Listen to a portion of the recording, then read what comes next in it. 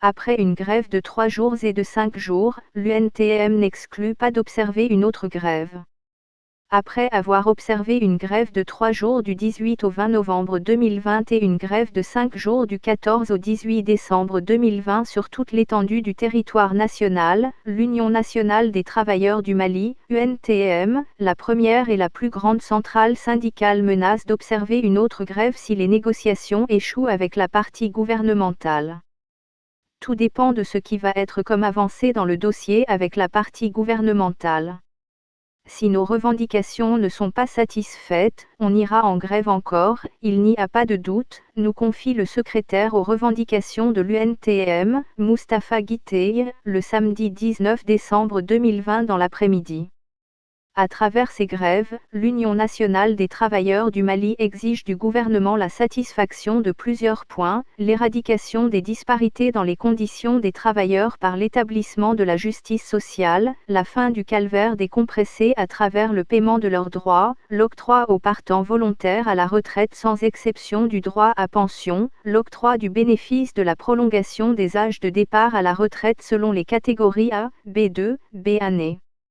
C'est le recrutement de 8600 jeunes diplômés dans les fonctions publiques chaque année, pendant 5 ans, la normalisation de la carrière administrative des recrutés divers de l'enseignement, des catégories D, E de la fonction publique de l'État dont les perspectives d'avenir passent par la relecture corrective du décret numéro 051 PRM du 10 février 2011 ainsi que l'intégration des contractuels payés sur fonds propres des hôpitaux, la libération des domaines fonciers de l'ORTM et de le premier illégalement occupé.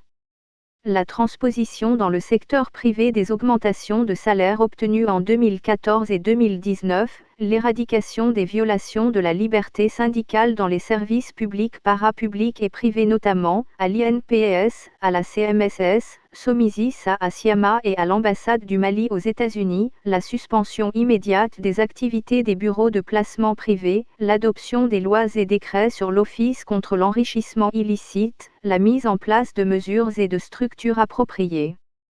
Pour la relance du chemin de fer, l'indemnisation des travailleurs victimes de la crise au Mali depuis 2012, le règlement intégral des droits des travailleurs licenciés de l'AZISA, les mesures immédiates pour réduire la cherté de vie, la prise en charge sociale et économique des travailleurs victimes des conséquences de la pandémie de Covid-19, Hôtel de l'Amitié, etc.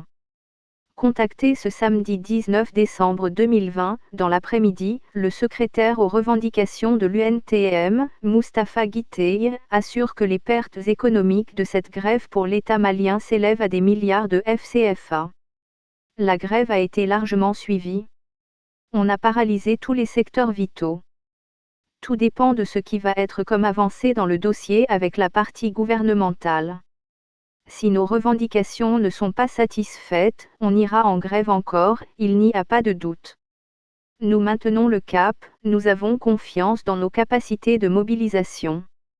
L'État et les détracteurs nous ont sous-estimés, mais au finish, ils ont vu que nous avons bloqué tout le pays pendant 5 jours et nous ferons tout pour nous faire respecter, a déclaré Moustapha Guiteye.